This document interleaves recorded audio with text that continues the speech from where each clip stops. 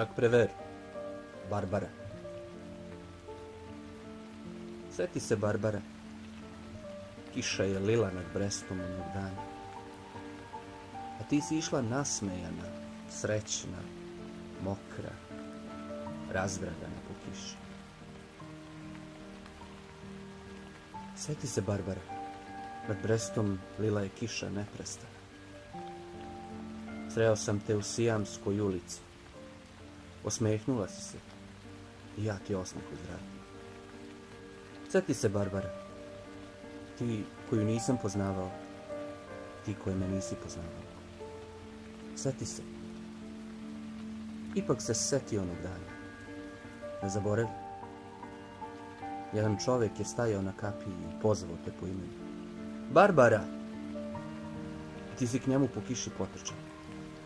Mokra, srećna, razdragana. U zagrljaj si mu pala. Sjeti se toga, Barbara. Ne ljuti se što ti govorim ti. Ja govorim ti svima koje volim. Kad sam ih samo jednom sreo. Ti govorim svima što se vole i kad sam ih prvi put vidio.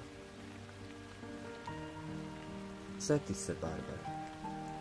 Ne zaboravi onu mudru, srećnu kišu na tvome srećnom licu. I nad onim srećnim gradom, tu kišu nad vodom, nad uesanskim brodom i nad arsenalom.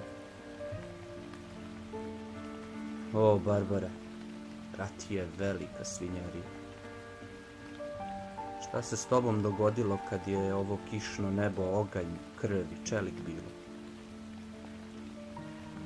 A onaj što te je grlio ljubavno, je li živ, nestao ili mrtav odavno?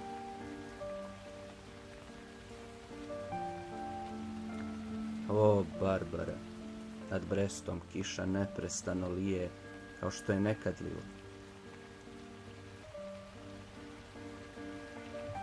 Sve je razoreno, ništa kao pre nije.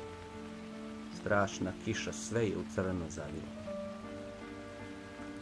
Nema čak ni bure gvozdene, krvave, već oblaci jure da ko psine svisnu. S kišom iznad Bresta i strunu nestanu u morskom bezdanu. Daleko od Bresta, koji i sam nesta.